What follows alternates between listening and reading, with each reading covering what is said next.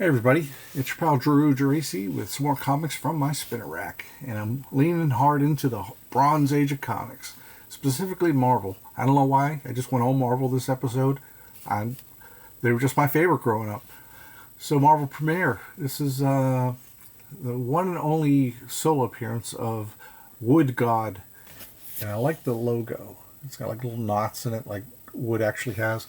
I don't know why he's called that per se, other than the parents who genetically engineered him, like nicknamed him that, and I don't know why. I think because they were like hippies turned scientists. But so great Kirby cover there, really fun, and I wish they would be blasting this, this UPC code out of here. Well, who is Woodgod, and who cares? I don't really, but this book was on the stands, and all books were either bi-monthly, monthly, or 8 times a year.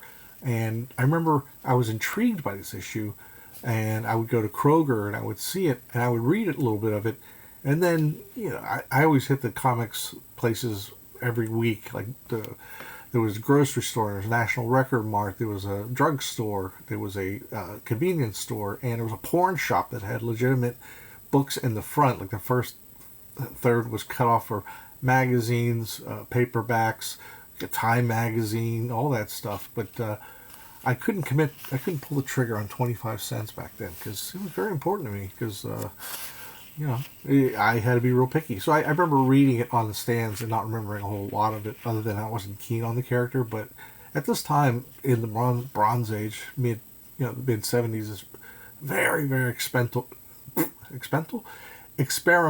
era, and so they decided to do some combination mythology / science with Woodgod, who is a satyr. Whoop. Come here, you. I've spoiled it for everybody. There we go. He's a satyr, like from Greek myth, where he's got cloven hooves, and the bottom half of him is like a like a goat? Yeah. And the rest of him is human on top, or in appearance. So the word scream is used a lot. I love all the window dressing that Keith Giffen is doing on here. I really loved early Keith Giffen stuff, and I actually liked a lot of it. The only time I really kind of got put off was later in the 80s, when he kind of beat that style to death that he was doing with Andrew Munoz, or there was an artist, Spanish artist. And later on, he did some great layouts for a lot of books. A lot of mine even worked on, like 52, Future's End, this and that. So, excuse me a second. I have to cough. Better. So, it was conceived and written by Bill Manilow, and this ends up continuing in Marvel Team Up 53, which has the Hulk and Woodgod and Spider-Man, written by Bill Manilow, and it was the first John Byrne issue of Marvel Team Up. It wasn't with Chris Claremont. What I liked about people like Keith Giffen and other artists of this era is they were raw, and they were still learning. They were doing a lot of little cheats to kind of do the storytelling, which means like a lot of little panels and stuff like that.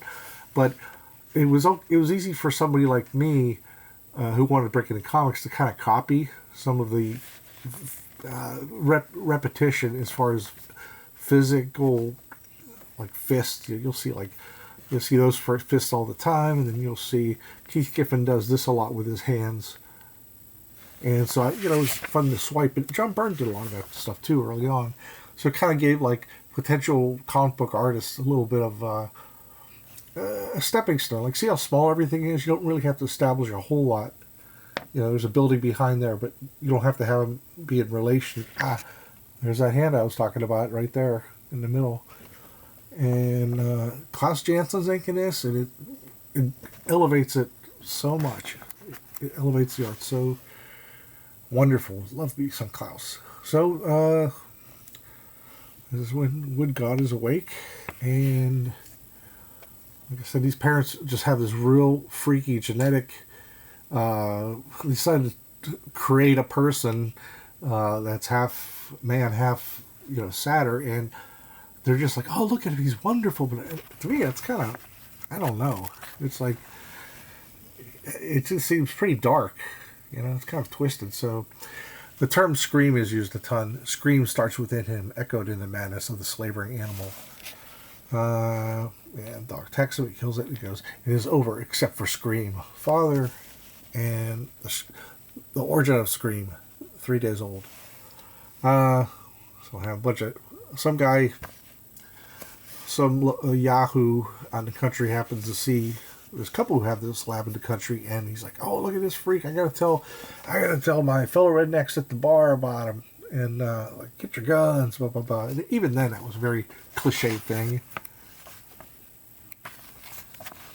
And like you see here, it's like there's a lot of good storytelling on it, but it's in small panels, so you can cheat that way. And that's not, when I say cheat, I don't mean cheat the reader. I don't mean cheat the editor or anybody.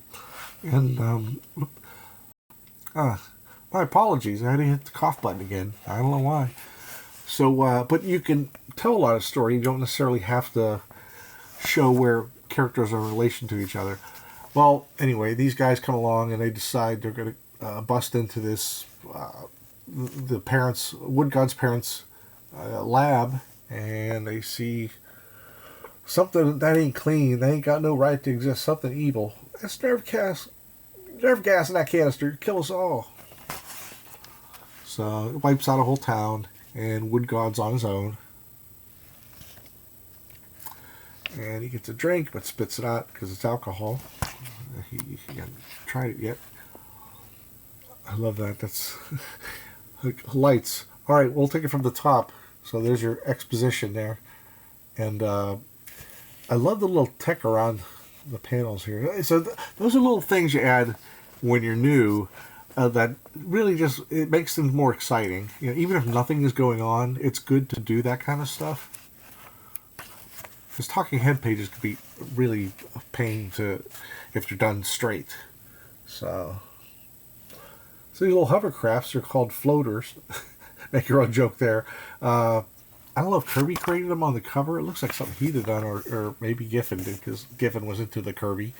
Cool stuff. And Constance is really making it sing.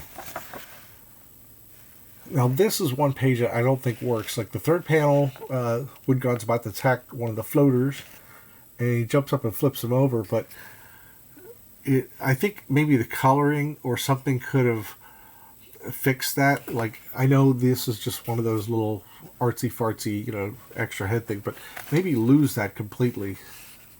See, and you got a much clearer storytelling. But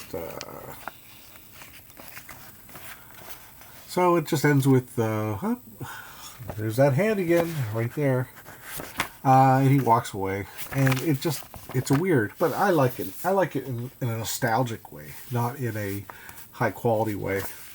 So I know I'm being unfair, but here we're going to another Giffen joint, as they say, with a deceptively inviting Gil Kane, Joe Sinnott cover. Or is that Cockrum? Or is that Dan Adkins? I'm not sure. Or Frank Giacoya. Could be any of those guys. I think I would know if it was Sinnott. I could be wrong. What am I saying? I'm right. Defender of the Realm. Now this is Chick Stone, classic inker who did a lot of great issues of Thor. And he did a lot of great issues of Fantastic Four, and he really created the pop art look in a lot of those comics that eventually Stan Lee decided to call Marvel Pop Art Productions for a couple of months. I liked it. A lot of people hated it, but so I guess Archie Goodwin decided, hey, look, we're going to have another rumble between the Hulk and Submariner. It's been a long time. Let's get Chick Stone on here to give it that early 60s flavor, and it sort of works. It's very, very crude, and you see a lot of these little like I said, a lot of these little tricks that Giffen does. I'm not really keen on this. Most of all, like this kind of stuff, now you're getting away. You've got a beautiful Kirby-esque panel there, but it's like that's something here that doesn't really work for me until it does.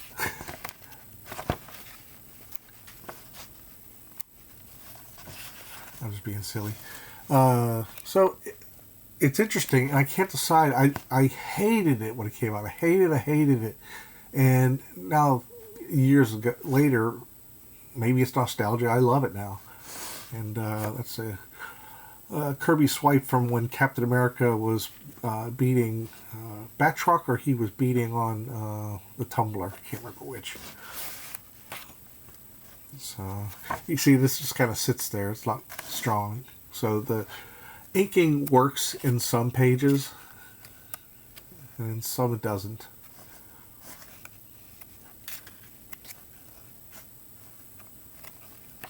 However, this started to the era where the book got really crappy for a while. Kind of really fell by the wayside. Man from Atlantis. I had no interest in this at all. What is wrong with me today? I think I'm raw from talking yesterday, just bullshitting with everybody at Christmas time. So, I had no interest in this when it came out. It was Patrick Duffy before, what's that movie? Dallas, a TV show. And, but I bought it recently at Dave's Comics in Fayetteville. He's got great stuff. I got this back at the Black Friday sale after Thanksgiving for only $1. Only $1. Nice cover. Really, Bill Manilow, Mr. What do they call those? He could write anything. He's the writer in reserve who will take care of any project, no matter what you give him. So this was a whole $1, and that's a lot to ask. And but it's a huge book. It's 80 pages, which Marvel was not doing at the time. The annuals were stripped down to 48 pages of pages, not necessarily story. And you got Tom Sutton and Sonny Trinidad, which is interesting because Sonny Trinidad is one of the many really talented Filipino artists that came out about the time and did a lot of black and white magazines. And Tom Sutton, as I've said before, he's not a classic Marvel or superhero. He's not a traditionalist as far as his art was concerned. I think the most traditional Sutton ever got was doing Star Trek in the mid 80s, which was for DC. It was really good stuff. So, but he's a flavor you either like or you don't. There's no right or wrong. Your taste is your taste. But I remember when the TV show was announced, I had no interest at all because I'm thinking, it's a dime store Submariner. Especially because I can't afford to really do anything with a TV movie's budget. But the visualization is good. The story's just kind of, it's there. But it's mostly something to enjoy the art.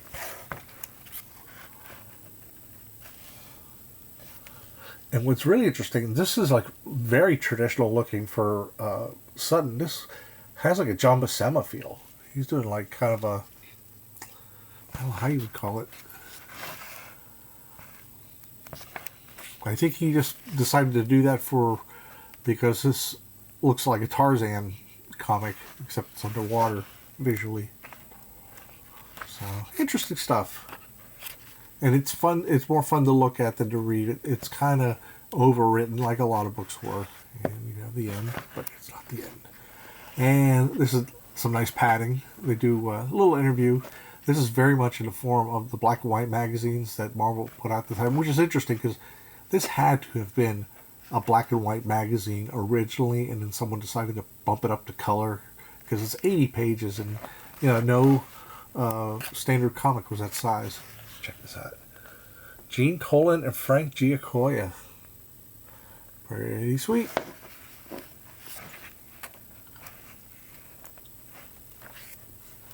Second story is by the controversial Frank Robbins. I like him. I didn't like him back in the day. The Tribe means Tony DiZuniga and people in the studio, more Filipinos who just really added special magic to whatever they worked on.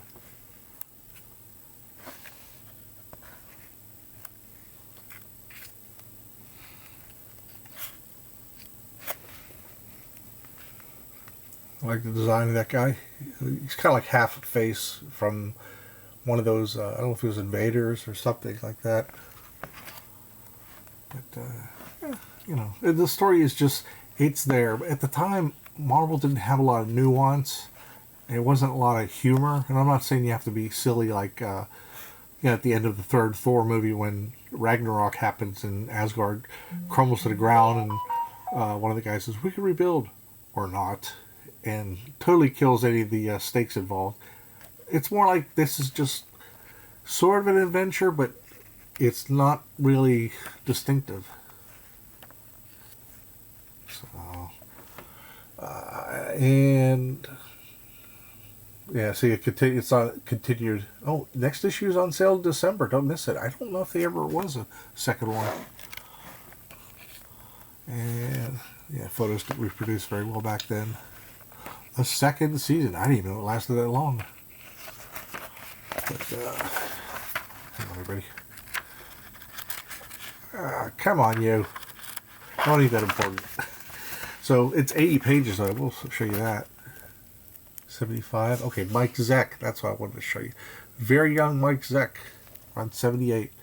And this is, who did that? I'm trying to think who. I don't know, I dig it.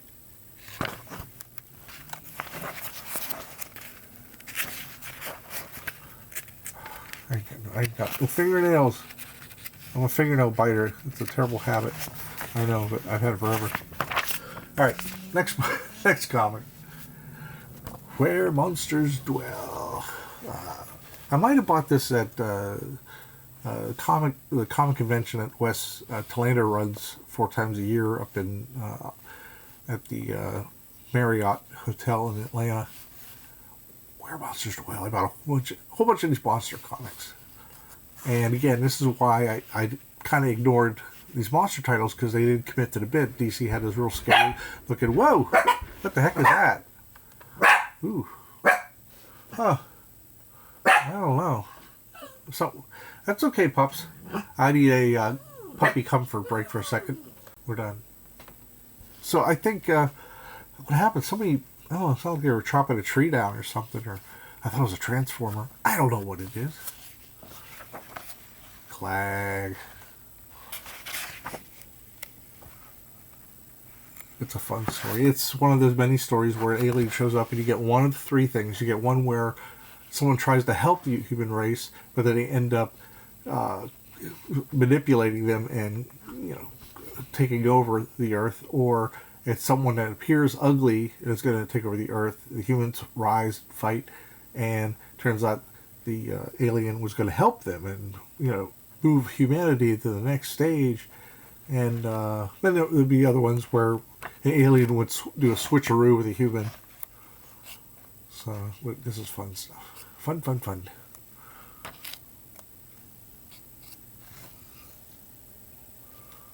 I love the colors on that. I love when all of a sudden everything turns yellow or orange.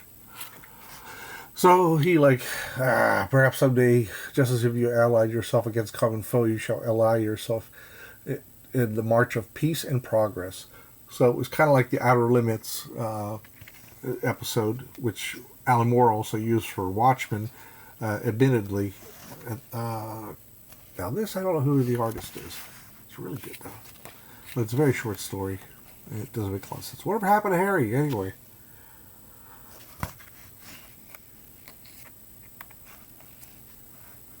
I've gone back in time. So, fun stuff. But the thing is, the cover, like I said, when I say it doesn't commit to the bit, it's because it looks like a superhero comic. And it's got the clean lines and all this stuff. So it could be anything. It could be like the Juggernaut standing there. And it's so funny. They always take the cover image and put it as the corner symbol that Marvel would use at the time. That blue blaze is gone out there. Maybe it's a motorcycle. So, Daredevil Annual 4. I remember I was so excited because Daredevil's always been one of my favorites, and here it comes, an annual. Oh, by the way, he wouldn't have another annual for 14, 15 years, and around 1989, 1990, and the next annual they had the number 4 on it. So there were 2 number 4s, so I thought that was, I'm like, good Lord, how can they not keep track of that? Because I am a supreme geek, what can I say? At the time, Marv Wolfman was writing and editing Daredevil, but Chris Claremont is spelling him on the script, and it's kind of fresh that way. George Tuska and Frank Chiaramonte are on the art. It has a real different style to it, and it's really neat in places. It's really heavy-handed. I couldn't get the word out. So you get the Black Panther. Always cool to have him around. Look at this ad. It's like somebody just traced a little image that either Ross Andrew or John Romita drew and put like no effort into this. I don't even know if it was a Marvel gadget. No, it was Jew Bar Enterprises. Maybe it was a front. Daredevil's back in town! And the Submariner's on the loose. And he thinks about Daredevil number 7 and number 77 when they clash both times. And Daredevil's nowhere in Namor's weight class, but he's got panache, he's got moxie, he's got the it, whatever the it is. So he's about to get hit by a car, but Submariner saves him even though he knocked him towards the car. So a lot of fisticuffs, a lot of fun stuff. And something Tuska, especially this era, that was his strong suit, was fisticuffs. He didn't really do romance at this era very well. He didn't do nuance very well. It was just kind of pow, pow, pow. I love that. Oh, shush. It's okay, buddy.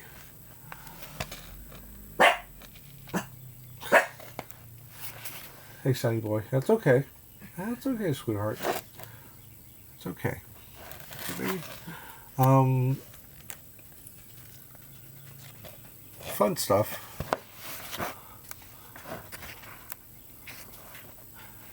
So there's somebody kidnaps a millionaire's son, and Daredevil brings the money. Now these last 3 panels I like a lot, especially this last panel. That's kind of creepy there. It's got a nice, gives it a feeling of falling.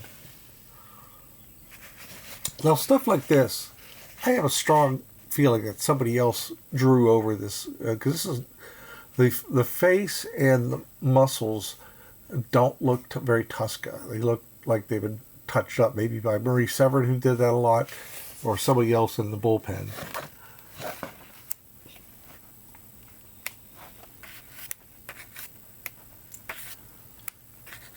It's one of the stories that sort of could have been in one issue. Namor slams into Daredevil, although Daredevil should have like shattered into pieces because Submariner's in the Hulk's range, as we saw in the previous comic book, Defenders. And I love this though. In midair, Daredevil twists his legs around Namor and gives him a flip. And he finally talks sense to him. Here's where things get really punch drunk, big time. It's so kooky. They knock a guy into a machine. And you see, like, this page probably took like very little time because it's a lot of flashing effects and no real need for anatomy except the last panel, and even that's kind of like over the top. So now they fight each other because his Mind Master, is that his name? I feel changed. I am Mind Monster. See, it's just a bunch of punch drunk repetition that I remember thinking it was kind of cool, but it was a little, I don't know, it got a little repetitious to me. See, not very exciting. Then ends with a coffee stain. Anyway, I hope you like the books I brought. Sorry, I've been distracted by, I feel like there's probably a cold coming on.